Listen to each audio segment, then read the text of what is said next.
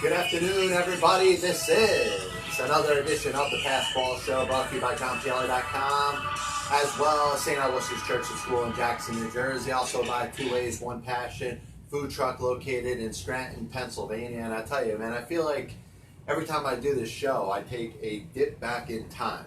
And obviously, you know, my experience and my research as a historian in the world of sports, most particularly in baseball, but in life, because I go to do my show today and I got to worry about an internet connection, you know, going on and off, and whether the internet connection is going to be on. It's, you know, it's freaking hilarious. I feel like every day or every time I do a show, I go back in time. It's almost like we have the dial-up modem come in, and yeah, whatever. I don't got time to talk about that crap, but glad to be with you. Saturday, 13th day of July, 2019. Lots of stuff to get into in the world of baseball, sports, and unifying America. If you want to comment, you can. Feel free to. Anything that's on your mind, like I said, in the world of baseball, sports, and unifying America. If you're watching or listening on YouTube Live, the premiere video, feel free to comment. Also, Periscope, Facebook Live. You can also call the show if you want. I haven't taken a phone call in a while, but the number is 732-364-3598. 732-364-3598. So a couple things we're going to talk about today, and I do look at, you know, maybe the nature of sports. You just had the baseball all-star game, NFL training camp's going to get started in a little bit. NBA free agency has kind of come to a crescendo. You got not so much going on in the world of sports right now. So, you know, what we'll do is we'll do a little filibuster of a couple different topics, a couple different opinions I'm going to throw out there. And obviously, you know, the world belongs to you. And if the world belongs to you, then this show belongs to you. So anything that's on your mind, feel free to just mention. Thinking about a couple different things that I'm interested in bringing up today. And I do think it's important to bring up championships as they're won, whether individually or by a team. Because when we're in what we call right now, you know, Wimbledon, you got the finals, you got a chance for two legendary individual champions in the history of sports. And we will talk about that in a little bit, but I want you to sit and think about that for a little bit. What is more valuable, or what is a greater accomplishment? Is it an individual championship, an individual sport, or is it a team championship? When we talk about team championships, you know, of course, you know, about the New York Yankees and the other teams that are in sports that have won a lot more often than others. Are those better accomplishments, or what these individual players like Roger Federer, like Serena Williams, like Jack Nicklaus, like Tiger Woods, the things that they're able to do, the amount of championships that they win, are they more valuable? But, you know, once again, it'd be hard to start this show by talking about anything else other than what happened last night and the unfortunate situation involving Tyler Skaggs. And of course, it's very sad. Anytime somebody loses their life in general, it's a big deal. But of course, as it applies to the world of sports, you know, there's a lingering effect. And we talked last week about the Angels and how the organization for a series of years have had to deal with unfavorable and unfortunate situations that have surrounded their team. They've probably lost more players during the active parts of their Major League Baseball career than any other team in professional sports. And you see what happened last night. First home game since the tragic passing of Tyler Skaggs. And, you know, there's a lot of people out there that really don't believe in God, and they don't believe in intervention. And once again, you see in a world of sports where God does intervene. Now, I'm not making this, you know, religious about God or no God. You can believe whatever you want. Listen, each person is the own general of their own brain, the cerebrum, the cerebellum, the medulla oblongata, the whole thing. You got the right with that brain and your mindset in a way that you think to believe in whatever it is that you want to believe in. But we talk about the presence of God and having a God moment. And once again, we see it right before our eyes, and it's eerily similar to what we saw a couple of years ago after the tragic passing of Jose Fernandez. And of course, Jose Fernandez dies in a tragic boat accident. The Marlins, their next game, which happens to be a home game against the New York Mets, D. Gordon comes up to the plate. All the players on the field are wearing the number 16 Jose Fernandez jerseys. And if you have any compassion at all, you probably were broken to tears when you saw D. Gordon hit that home run against Bartolo Colon. And D. Gordon said, hey, I never in my life hit a ball so hard. I never felt I could hit a ball that hard and that far.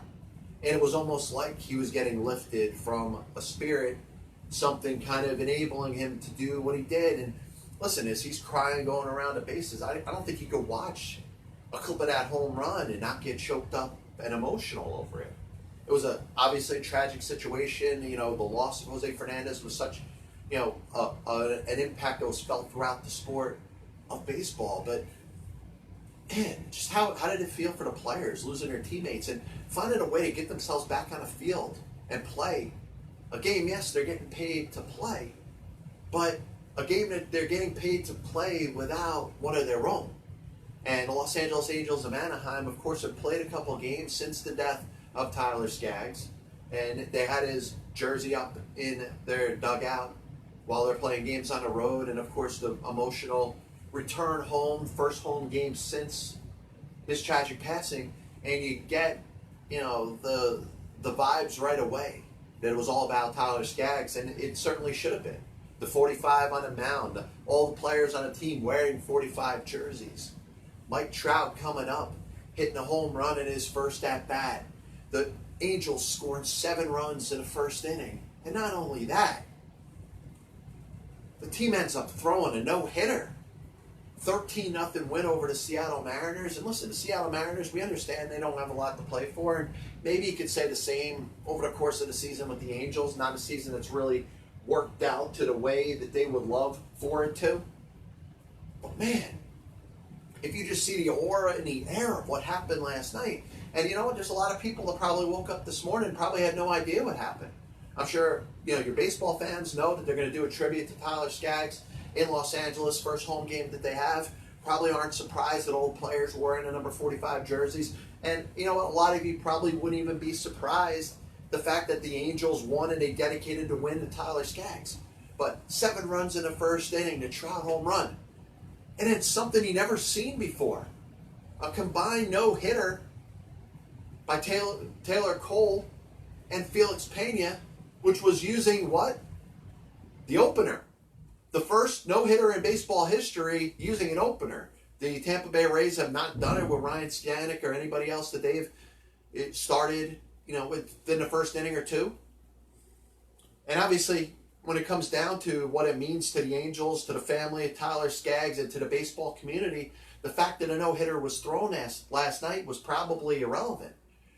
But do you see the divine intervention that was involved there? And the eerily similar set of circumstances with the Angels and Tyler Skaggs and this game, first home game since his death, and what happened a couple of years ago with Jose Fernandez? Pretty incredible. And like I said, you could believe in God, you don't have to believe in God. Whatever you decide to believe and feel, you're given your own brain, your own interpretation of things, and have the right to believe in what you want to believe. But if that's not an example that God is looking over us, maybe the person that wants to take the other side of it will say, hey, you know what? Why would God take Tyler Skaggs? I get it. You know, one of the things that I'll never understand, and I could probably talk ad nauseum to it to try to make sense of it, knowing that I can't make sense of it, is death.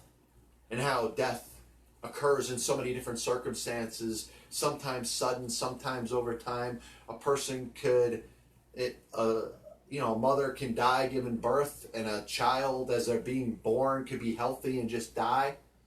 And somebody can live to 100 or over 100 years old.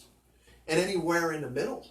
is essentially where any term of life is going to exist. And I'm not going to turn this into a philosophical conversation, but it certainly does make you think. And like I said, I could think and think and think and overthink and analyze and overanalyze to a point where I'll get myself going nuts thinking about death. You know, whether you believe in God or don't believe in God, there is a fear. One day you're going to be here, one day you're not going to be here. And the timeline that's set for everybody is completely different. But I tell you, you look at some of the circumstances in this game. And like I said, the no-hitter really is the icing on the cake when you talk about what happened. I mean, that's something that just goes out and just blows your mind. The fact that, all right, this pitcher died last week, first home game. The Angels obviously do a nice tribute to him. Number 45's on the mound. Every player on the Los Angeles Angels team is wearing Tyler Skaggs' number 45 jersey. They score 7 runs in the first inning. Of course, they're getting the energy of it. That's probably not much of a surprise. They're going to come out. They're going to want to give everything they got. They're going to want to win the game for Tyler Skaggs. I get it. But man, as you watch this game go on and you're like, Mike Trout's home run, eerily similar to D. Gordon's home run, the game after Jose Fernandez died. All the players wearing the same jerseys. Come on, if you were watching that game, tell me if you have any compassion for humanity. You're choking up a little bit. And I can't imagine watching Mike Trout go around the bases as they're all thinking of Tyler Skaggs and not dropping a tear. I can't watch the highlight of D. Gordon's home run against Bartolo Colon. And you know, I'm a Mets fan. I'm breaking down crying as I'm watching D. Gordon go around the bases wearing that number 16 Jose Fernandez jersey. And you watch this game unfold, and it shows the unity that athletes have. And this applies to all sports, not just baseball. You know, these players, they live with each other. They spend, 6 months of the year with each other. They train, they practice together. They do everything they can. Of course, the goal is to, as a team, go out there, unify, win, and all in all, win a championship. But there's a closeness and a camaraderie that exists amongst players that, unless you are an athlete or were an athlete or understand sports as they exist, maybe you don't understand sports, it's almost like losing a family member. And you see it on the field last night. You see the emotions, obviously the fans, but also the organization and the players that are on the field. And I'm sure the Seattle Mariners are looking back at it and say, hey, you know what? I'm happy for the Angels, how they were able to salute their teammate. And I think of, obviously the tragic events of 9/11 in New York City. And the Mets playing the Braves, the first game in New York City after the tragic attacks. Or, the unfortunate terroristic attacks. And the Braves are playing the Mets. And the Braves beat the hell out of the Mets for, about a decade before that. And the Braves for one day. Bobby Cox, the Hall of Fame manager. Chipper Jones, a Hall of Fame third baseman on that team. And obviously Maddox and Smoltz and Glavine all in the Hall of Fame as well. And they probably look back to that day. And as much as they enjoyed beating the Mets' brains in over the course of years upon years upon years. That was one day where you watch Mike Piazza hit that home run and watch those firefighters and watch those New York City police officers. Obviously, it's not going to make anything that just happened go away. But for one moment, you're able to honor the lives of those that were lost. And obviously, you're not going to compare a tragic death of an athlete during the prime of their playing career to what happened in 9/11. And if you interpret it that way, I'm sorry, you're just not getting the point. But the bottom line, from a competitive standpoint, two teams are put on the field or on a court or on an ice to defeat each other. One of them's going to come out on top. And there's no team that wants to concede a game. Sure, over the course of a 162-game baseball season, it might not be the biggest deal to try to win all 162 games. Maybe, it's impossible. No team's ever done that. No team has won any more than 115 in a given season. Seattle Mariners 2001. It's impossible to do that. So sure, there's sometimes you concede, but in addition to just not having it one night, this is a game that the Seattle Mariners, or if it was the New York Yankees or the Dodgers or anybody else, would have gladly conceded this game, considering what it meant to the Los Angeles Angels, to the family of Tyler Skaggs. And of course, there's nothing that's going to be able to repay the family of Tyler Skaggs. There's nothing that's going to happen that's going to be able to bring the man's life back. Tragic, tragic death. It's unfortunate. They're going to have to live, the family, the rest of their life, knowing that their loved one will never be with them again. But in a night where they're honoring the player, it's more than irony. And you can use the word and say, hey, it was ironic that the Angels won and scored 7 runs in the first inning and Mike Trout hit a home run and they threw a no-hitter. No, that happened for a reason. God was looking over them. God looked over them the same way God looked over the Miami Marlins the game after Jose Fernandez was killed. And maybe in a, eerily weird way, God, who did take the lives of those players, and you can't blame God, but God has a plan for everybody. Like I said, God has a timeline for every single person that is here. It's a minute to 100 years. Somewhere in the middle, your shelf life is going to come up, you're going to expire. It's going to be time for you to go. And, if you believe in Jesus, you're going to go see Jesus. Whatever you believe, you're going to move on. And the spirits may exist and go on, or maybe you don't believe in that either. But your memories, your physical memories of what you did and what you accomplished on this earth will live on through those that you know and love. But it's just, to watch everything that happened over the course of that night. And I think it was just tremendous, great for baseball because it shows, humanitarian side of how we do care about people. And, obviously the unfortunate thing about death and non-death is it was just a sad set of circumstances. But the no-hitter on top of it really throws out there and says there's no doubt that God was watching over the Los Angeles Angels, last night. 7-run first inning, Mike Trout home run. Everybody's wearing the number 45 jersey in honor of their fallen teammate. And you get a no-hitter. And just a little corny baseball stat I'll throw in there. Just 2 no-hitters in baseball history were similar to the one that was thrown last night. We, of course, had the Babe Ruth, Ernie Shore no-hitter. Babe Ruth walks the first batter of the game, gets thrown out for spitting in the umpire's face. Ernie Shore goes out there, retires the next 27 batters. Then you had the no-hitter with the Astros where Roy Oswalt got hurt. I think it was after the second inning, I think it was in the second inning. So the only 2 other no-hitters in baseball history where a pitcher pitched 2 or less innings. The starting pitcher pitched 2 or less innings. Taylor Cole throws 2 innings last night. Felix Pena the next 7. They combined for a no-hitter, beating the Seattle Mariners. But of course they do it all in the memory of their fallen teammate, Tyler Skaggs. This copyright and broadcast is authorized under internet rights granted by the World Wide Web and is solely for entertainment of our audience. Any publication, reproduction, or other use of the pictures, descriptions, and accounts of this show without the express written consent of the Past Ball Show, JohnPielli.com, and John Pielli LLC is prohibited. Any commercial or other use of the program, such as by charge and admission for its showing, is similarly prohibited. So I teased this topic at the beginning, and I think it's very interesting to bring up because we talk about dominance over the course of the history of sports. You think of individual success, Jack Nicklaus, what you're about to see this weekend, or you may see, if Serena Williams wins the Wimbledon, that'll be the 24th time that she's won a singles title.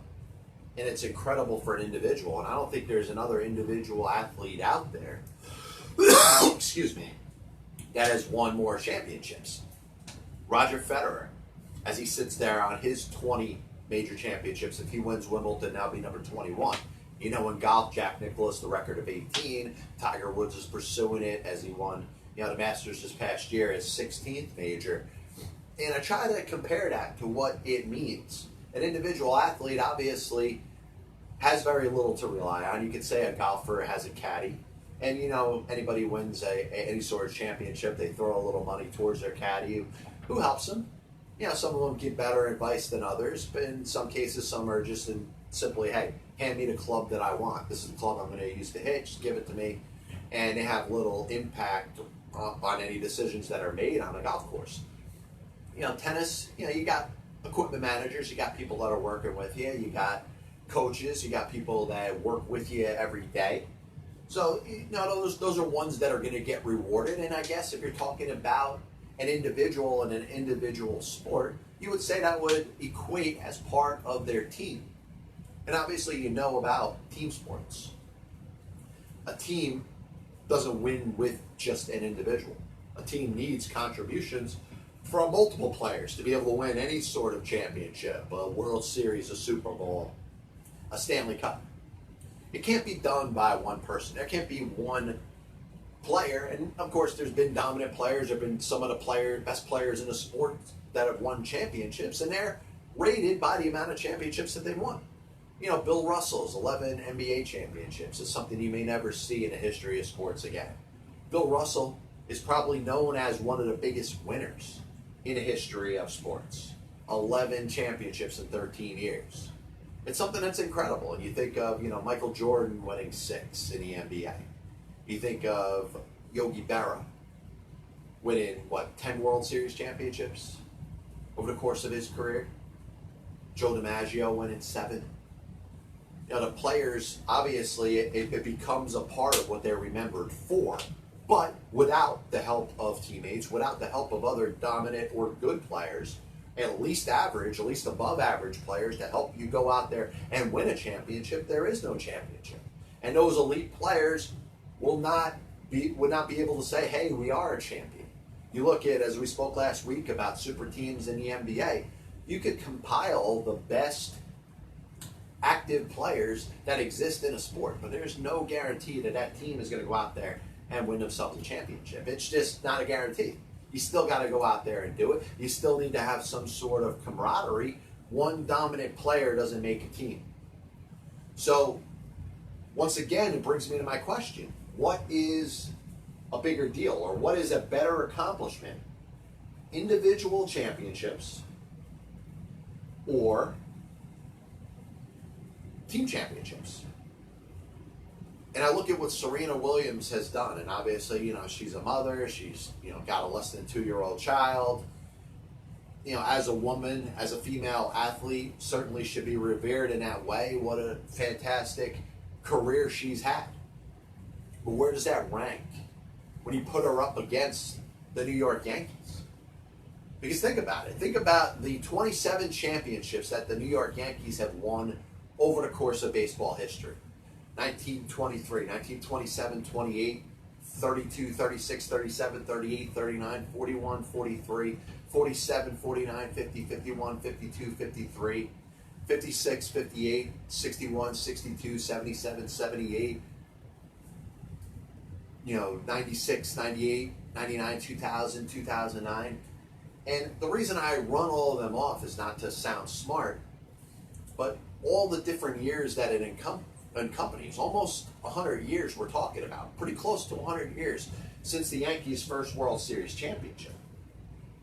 And you think about it, and how many different players were part of a World Series championship with the Yankees? How many teams combined together to make 27 World Series championships? You can't say that the Yankees are about any one player.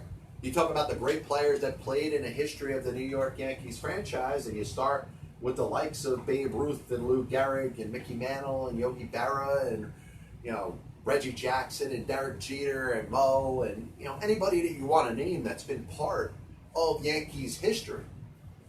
There's no individual that was part of all 27 World Series championships, because over the time frame that it happened, it's mathematically impossible. So the Yankees winning 27 World Series championships, as great as that is, I think falls a little short for what Serena Williams could do if she goes out there and wins her 24th major title on a tennis court. And people that may say, hey, no, there's no way we can honor or we should respect more an individual tennis player, because nobody cares, or few people care or are as passionate about tennis as they are about other sports. Tennis is not the NFL. Tennis is not Major League Baseball. Tennis is not world soccer. And I think that's a bunch of hooey. But what an individual can do over the course of the short time that they get to play. Serena's not going to be able to play until she's 50 or 60 years old. She has a time frame within about 20, maybe 25 years if she's lucky, that she can win as many major titles as she can. Roger Federer, as he gets set, if he could beat Rafael Nadal in Wimbledon and win his 21st major, is in the same set of circumstances. So what do you look at or view as being more of an accomplishment? That team sport, the Yankees winning 27 championships, the Montreal Canadiens in the NHL winning 24 Stanley Cups, whether it's the Boston Celtics winning 17 NBA championships, the Los Angeles Lakers winning 16 NBA championships, or in NFL, if you want to talk about the Super Bowl era and the New England Patriots winning 6 Super Bowls, or talk about the fact that the Green Bay Packers, with the amount of NFL championships they won, have won more championships than any team in the National Football League. 13 championships, 9 NFL championships, and 4 Super Bowls. We talk about the greatest teams in sports, but what makes the teams the best teams in sports is a series of players on a bunch of different teams that accompanies, in a lot of cases, a long period of time. Now, you can talk about Belichick and Brady, what they've done over the past 20 years, and I do think that is fairly similar to talking about what I'm just mentioning in regards to tennis and golf. You have a generation, you have a time frame. Belichick isn't going to be the coach of the Patriots forever. Tom Brady's not going to be the quarterback of the New England Patriots forever. They have a certain time frame where they're on the NFL football field in a semblance with the rest of their team, and that's the time that they have to win as many championships as possible. So that is pretty close if we're talking about individuals in a sport. Bill Russell, the time that he played in the National Basketball Association, only had that certain time frame to be part of as many teams that won the championships. But once again, without those other players, without help, those individuals that go down in history as being the greatest winners in a team sport would not have those championships. You need help from the team. You need, in some cases, coaching. But you find some of the best athletes, some of the best baseball players in the history of the sport. Ty Cobb, Ted Williams, never won a World Series. It didn't mean that they weren't immoral players. It didn't mean that they were all-time greats. That they weren't. Of course they were. But without the help of teammates, without other good players, without an semblance of a team that could go out there and win it all, you're just an individual with your own stats. And that's what team sport separates team sports from individual sports. And you could say, hey, a selfish player on a team can bring a team down, but maybe in the individual sport, you could say that the selfish player on an individual sport in tennis or in golf, if we're talking anything similar, maybe a pro bowler, if we want to throw that out there, maybe the selfishness of that individual player is the difference between them being average, them being good, and them being an all-time great. You need some selfishness to be Serena Williams. You need some selfishness to be Roger Federer or Tiger Woods or Jack Nicklaus. If you're not selfish, if you're selfless, what are you conceding? You're probably conceding championships. You're probably conceding the ability to be an all-time great. So when you're an individual athlete in an individual sport, you sure as hell better be selfish. It takes, sure, some selflessness to win championships in team sports, but not in individual sports. Just a reminder that this is the famous Budweiser beer. We know of no brand produced by any other brewer that costs so much to brew and age. Our exclusive Beechwood aging produces a taste of smoothness and drinkability you'll find in no beer at any cost. So next thing I wanted to talk about, there's a proposal out there, and I don't think this is going to happen, but I at least thought it was a little entertaining. Because you know that the owners in the NFL, the commissioner, Roger Goodell, they're trying to gravitate towards expanding the NFL season. And the players are against it for many different reasons. Certainly financial.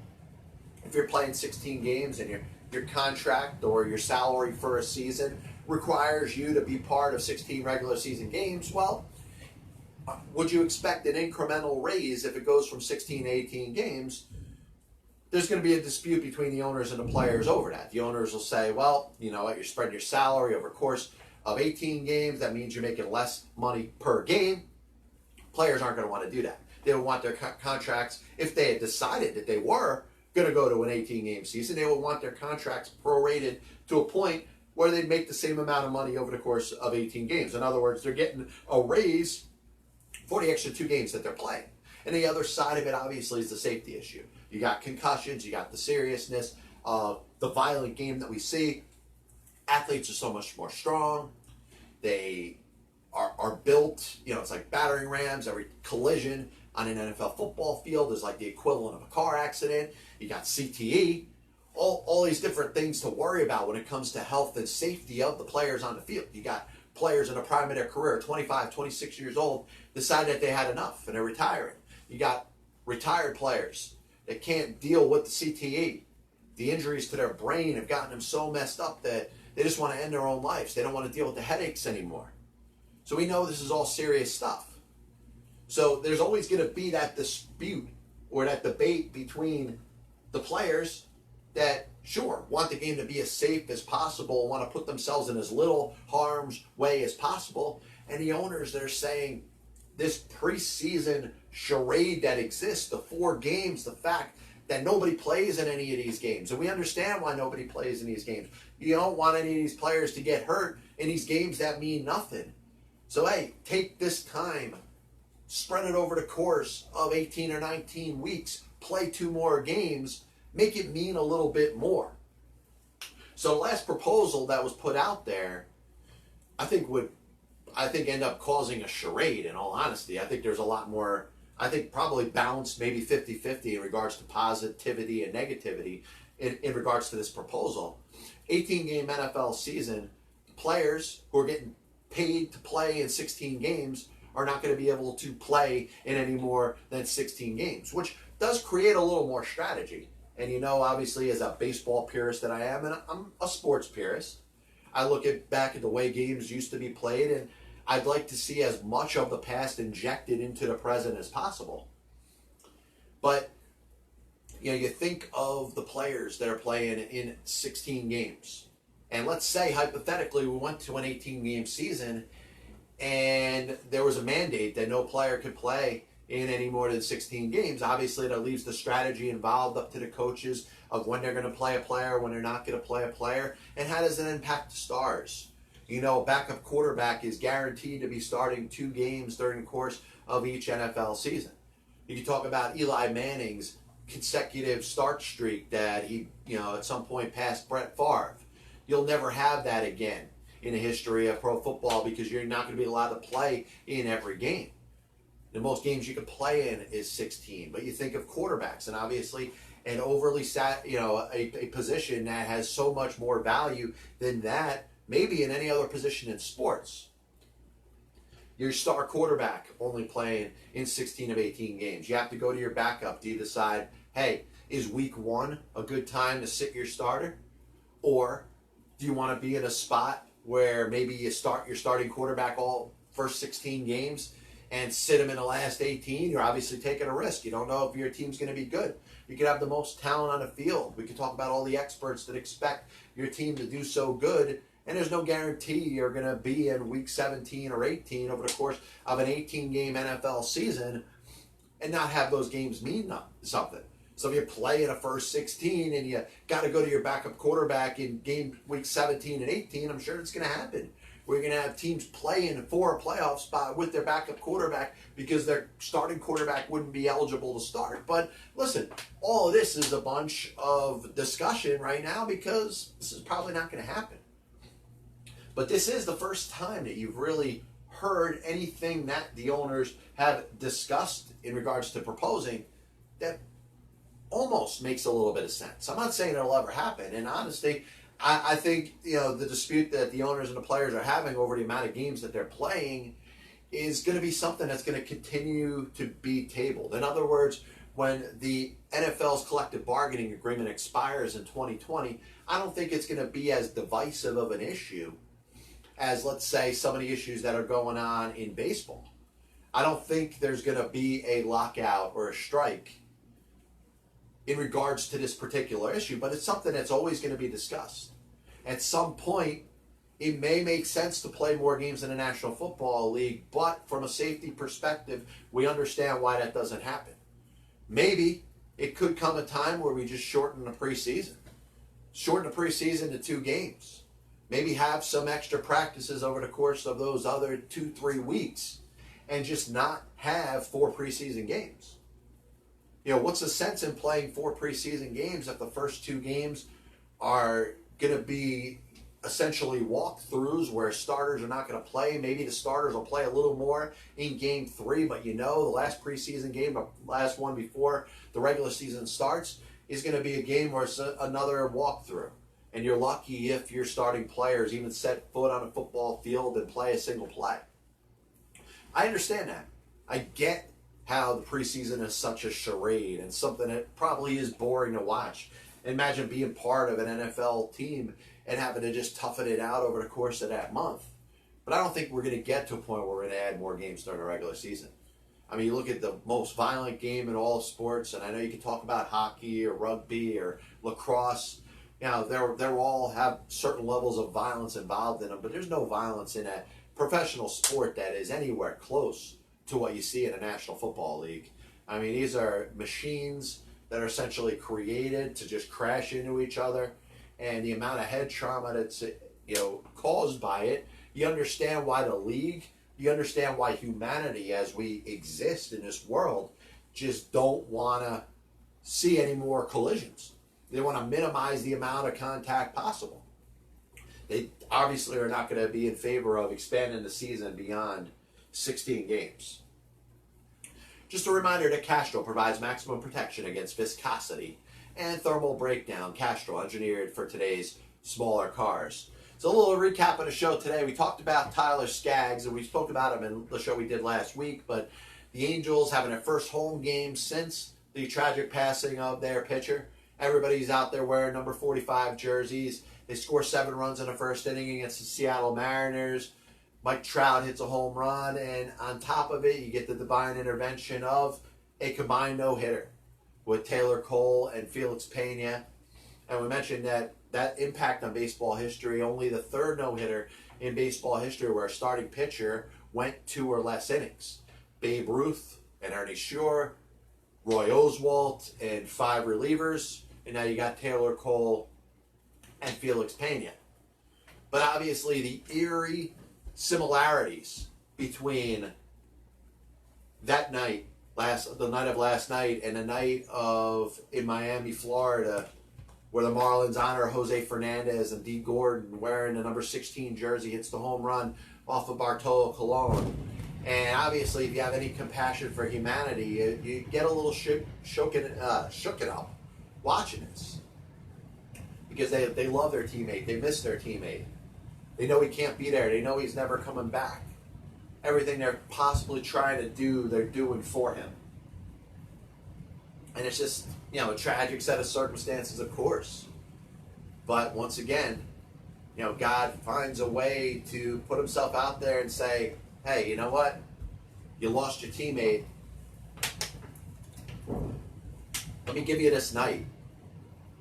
And he did the same thing to the Marlins a couple of years ago. Spoke a little bit about individual championships as they apply or they're compared to team championships. You got the Yankees, you got the Montreal Canadiens, the Boston Celtics, the Green Bay Packers, the winningest teams in all professional sports. And he put them up against the likes of Serena Williams, who's trying to win her 24th major. Roger Federer, as he gets set to try to win his 21st major. In golf, Jack Nicklaus, his 18 majors, as Tiger Woods hopes to have the opportunity to go after that 18 majors. What is a bigger accomplishment? From an individual standpoint, of course, it's the individual sport. But it doesn't take a lot away from the players who have won. The Bill Russells of the world, the Yogi Berras of the world. The players that just happen to be on winning teams. Obviously, they deserve credit for their contributions to it, but they wouldn't be anywhere if it wasn't for their teammates. And that's why, as you watch this weekend, Wimbledon, you may not be a big tennis fan. You may not care a whole lot about professional tennis. But as a sports fan, you may want to look at what you're watching and say that, hey, I grew up in the era of Serena Williams, was around when she won maybe her 24 major championships. Roger Federer, almost 21 if he wins Wimbledon in the finals. If he beats, I guess he's going up against Djokovic. Very interesting to think about, but what's more of an accomplishment, that individual sport championship or that team championship? Or that individual championship on that team? Tom Brady's 6 Super Bowls, Bill Russell's 11 NBA championships. We also spoke a little bit about the 18-game proposal in regards to the National Football League. It's probably never going to happen, but at least there was a little bit of thought behind it. You're going to keep paying the players for 16 games. You're going to make a mandate that no player can play in any more than 16 games. Okay. I mean, at least it's a little groundwork of something that could happen, but once again, I just don't see things ever changing. If anything, there may be less games in the National Football League. We may go back from 16 to 14 games. So last thing I got to talk about once again is, an unfortunate situation. And of course, I'm going to say, you may not agree with this, but my thoughts and prayers are out for Dwight Gooden. Certainly one of my favorite players growing up in baseball. And he is battling a serious, serious illness. And, a lot of people are going to be more negative when they hear, hey, Dwight Gooden was arrested with the possession of cocaine and being under the influence. And you can say, hey, this guy just keeps screwing up. And I think it's easy to say that.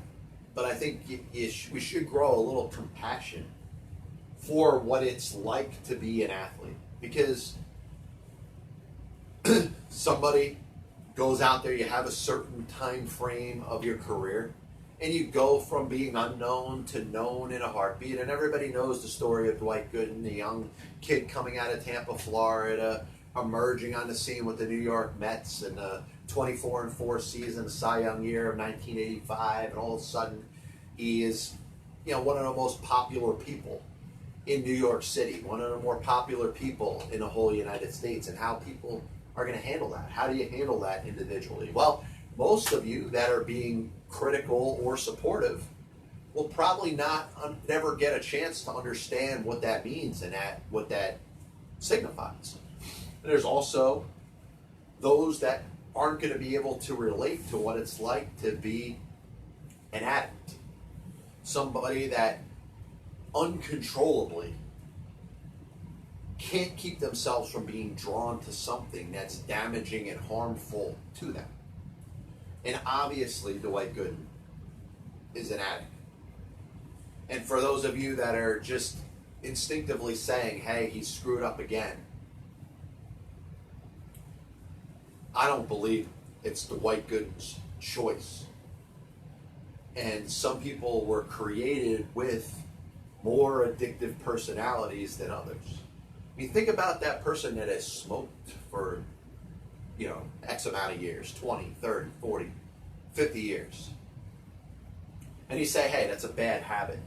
That's something you should give up. That's something you should quit. Tell that to the person that can't keep themselves from it. You can take it away from them. And I had a sad story of a coworker, and I don't want to, make this out to be anything specific, but I'll paraphrase this story without mentioning anything that it was involved in. A man smoked cigarettes for a series of years, met a girl. To make that girl happy, the man quit smoking cigarettes, and his addictive personality took over, and he got back into drugs. And I think a lot of us spend a lot of time, unfortunately,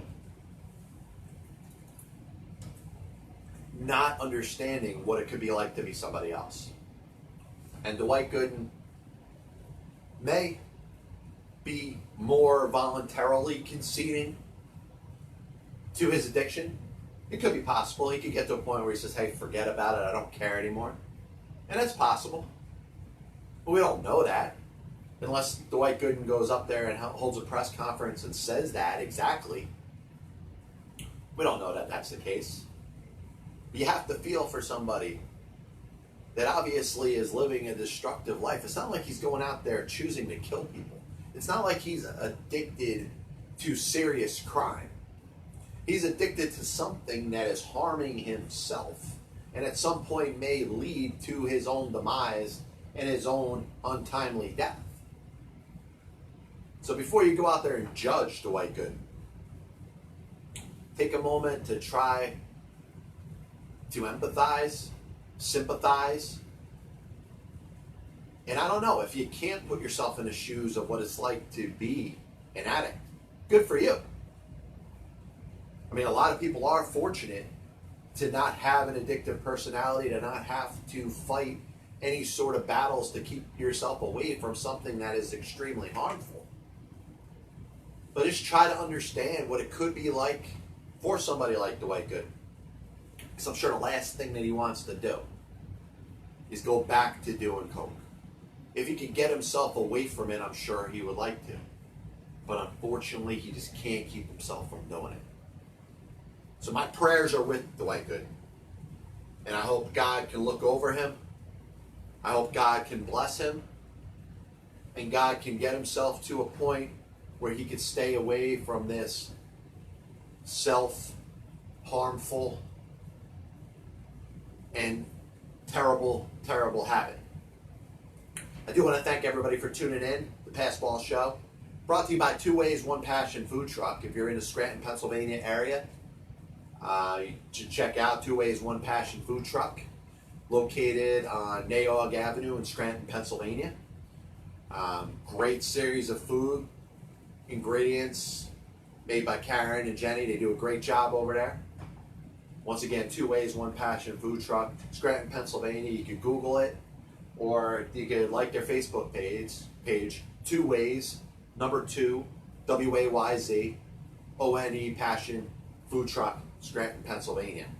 Thank everybody for tuning in. We'll be back with you next week. This is the Passball Show, brought to you by JohnPielli.com, St. Aloysius Church and School in Jackson, New Jersey. God bless you, and as always, I'll see you on the other side.